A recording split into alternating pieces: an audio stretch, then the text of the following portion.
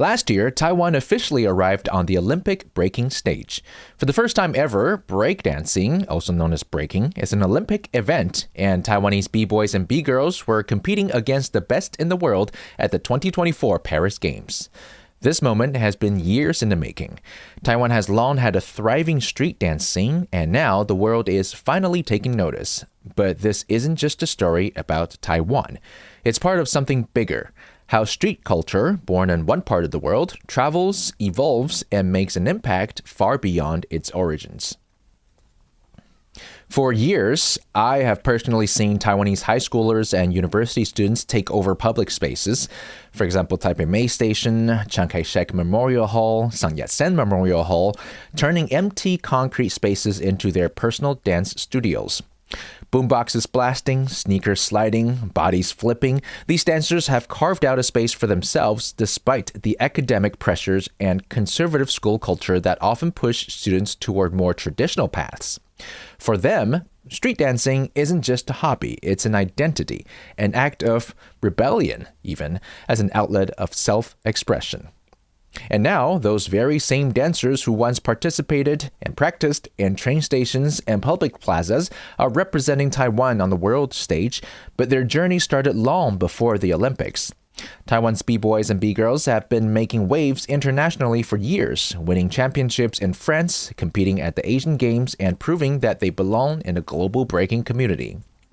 As we explore the connections between Taiwan and the rest of the world, how movements that shape life here are part of a much larger global story.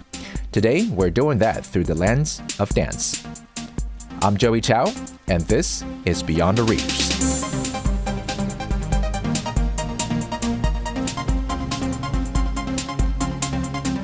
Hi, you're listening to Beyond the Reefs, a show produced by Radio Taiwan International, and here we talk about socio-economic issues that are faced by Taiwan and their broader impact around the world beyond the reefs of this island nation. Today I'm joined by Jason, a Taiwanese-Canadian street dancer who's now coaching the next generation of breakdancers in Taiwan. He's going to take us inside Taiwan's breaking scene, how it's grown, and what it takes to compete at the highest level, and where it's heading next. But breaking isn't the only dancing style that came out of 1970s New York and found a home worldwide. While b-boys and b-girls were battling on the streets, another movement was taking over the city's dance floors called hustle dancing. Unlike breaking, hustle wasn't just about individual battles, it was a partner dance built on rhythms, connection, and smooth, intricate footwork. It grew out of disco culture, blending Latin, ballroom, and freestyle influences into something completely new. And just like breaking, hustle traveled far beyond New York City, evolving in different ways around the world. Later in the show, I'll be joined by two hustle dancers, David and Yuli, who will take us into the world of hustle, how it started, where it's heading, and why people are rediscovering it today. Today's breaking scene is making history at the Olympics, but the journey of street dance isn't just about one country or one movement. It's about how cultures connect, influence, and inspire each other. So stick around. Up next, we're talking to Jason about Taiwan's road to the Olympics breaking stage. First, let's ask him about the history of street dancing. Taiwan street dance scene started pretty early compared to many places in the world. Us in Japan, we kind of started around the same era. Breaking, maybe from the 80s, the influence, and then so everybody kind of started to do stuff like the movie, right? But there's a gap, Japan kept going, they kept learning from they inviting people from the US to teach, but Taiwan kind of stopped. We have people still in it, but not commercially, so it's more underground. A couple people just kept dancing, but the rest of them they went to work and everything. The OGs from the hip hop dance or popping, and they say they started around the early 90s, 92, 93. But if you mean really blow up, I think maybe around 2010. More commercial influence from Korea or Japan. They use a lot of street dancing in mainstream. So I think maybe after 2010 it became a little bit more popular than early 2000. I think now it's more choreography. Maybe K-pop is bigger, so less people are in the popping or breaking, locking scene now. But Taiwan is pretty known right now, popping, breaking. They're people who's really internationally known. Okay, so how about let's now talk about your perception of what street dancing is. Like, what kind of culture, what kind of attitude does it comprise of? Well, I think street dancing is more like individual. Like, you have to express your thoughts because you gotta go into the circle or cipher and you gotta be freestyle. You can't do like choreography in a cipher, like because the DJs can't play like music you probably never heard before. Cypher is like, you go to maybe jams or parties and you see like circles with like dancers trying to get down. So we call it cypher. But like from back in the day, it's more like gang related. The OGs like was telling stories from like, the 80s or 90s. Like, if you're not from the crew and you try to step into a cypher and people got beat you up and attack you for being disrespectful. But nowadays, like I think the younger generation, they want to, because they look cool, right? Like, people want to get into like K-pop or the choreography scene. Probably they see the music videos and they think this is really cool and you can attract attention. Well, for me too, like, when I first started, like I want to get into like street dancing because they look cool, right? Yeah, it seems to me that there was a rebellious attitude even with people who are practitioners of street dancing, if you can say it that way. So nowadays, what are you doing? I know you're coaching and you're traveling around the world to judge a lot of these breakdancing competitions, right? Right now, I'm just teaching and judging, and sometimes I enter contests, international events, different countries. I went to one like recently, was in Switzerland, Geneva. Before that one was maybe 2022. I entered one in Paris.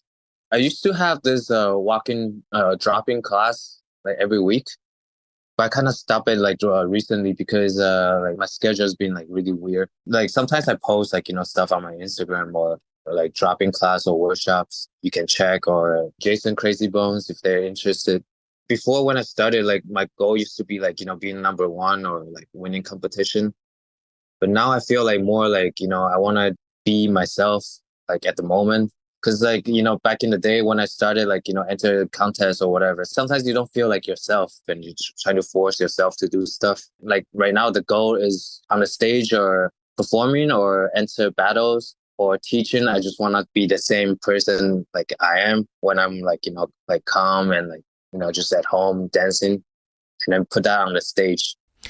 And now let's introduce David and Yuli. First, let's ask them to introduce themselves a little bit, starting with David. Okay, hi, I'm David, and yeah, I'm born Slovak, living in Prague, Czech Republic, and I studied in the Netherlands, and I eventually ended up in Prague, where I also met Yuli, my partner. So I work in marketing and marketing consultancy. My name is Yuli. I was born in Kazakhstan, lived some part of my life in Russia, and then moved to Czech Republic, where we met with David. By the way, we discovered that Yuli actually works in IT, which I don't know. I don't want to stereotype anybody, but it seems like a drastically different kind of lifestyle choice compared to dancing, right? IT engineer versus a hustle dancer.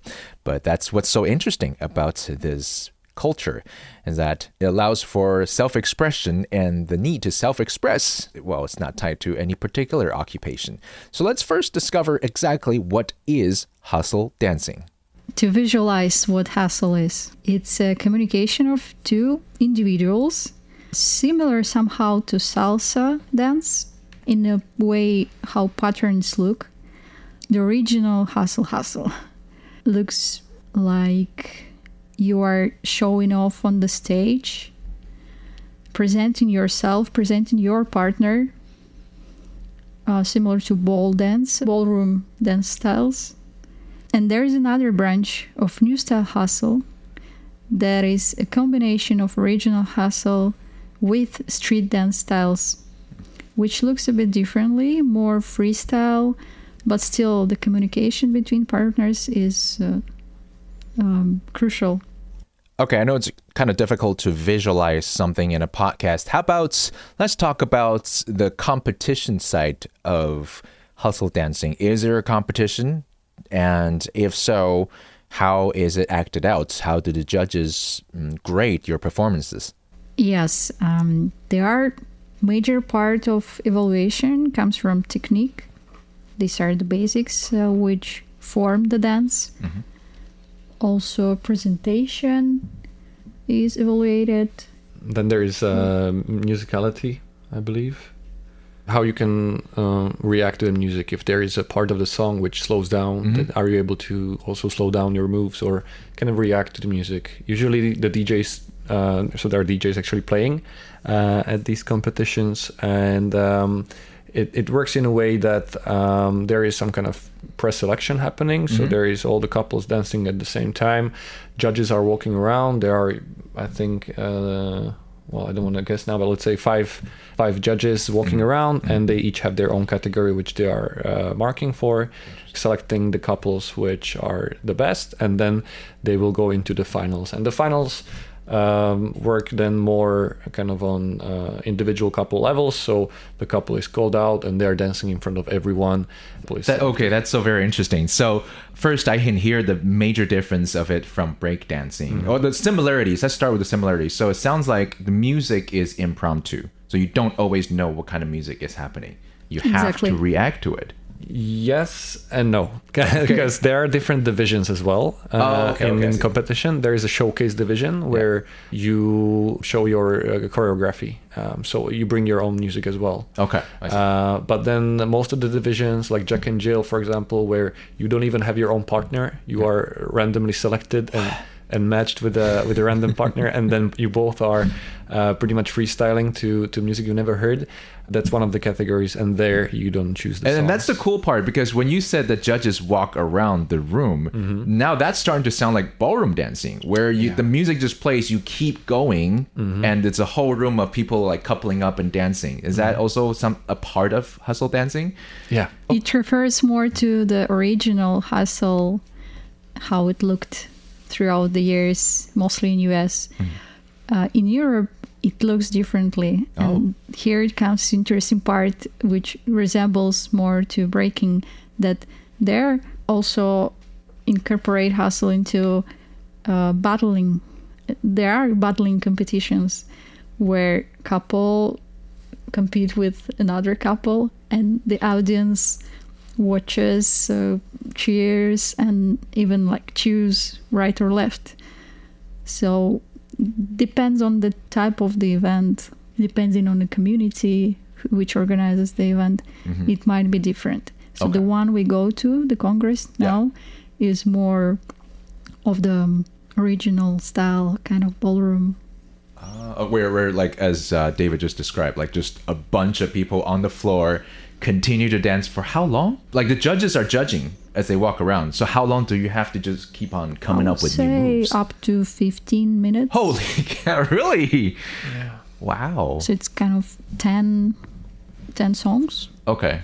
That's rigorous. Yeah, and they have their own areas which they look at. So one of them will be looking at the technique, if you are doing the right moves, if you are stepping the right steps. Right. The other one would be looking at the musicality, if you can really like feel the music and do the moves to the music. Partner work is also evaluated. Communication, with the partner, because it might happen that even though you're a partner with someone, you might be dancing like solo. It's important to communicate and give the space to your partner. Right, that sounds like something that's drastically different from breakdancing, or even our, I guess, traditional understanding of street dancing. Historically, how about let's talk about where it birthed and how it came to be? From what I know, it's the times when breaking was danced on the streets of New York and in the clubs of New York.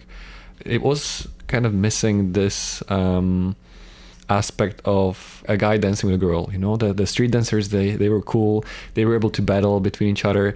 But then once you come to a club, you don't want to battle with a lady. You don't want to show off yourself and not being able to dance with her. That is also why they started adapting and learning this Latin dance, because as soon as they saw that there are people in the clubs dancing to the club music with the lady, they were like, "Oh, that's cool! You know, I wanna try it as well. I wanna learn." And that's why there's the connection between the street dance culture and the Hispanic. It was mambo dancers that wanted to dance in the clubs.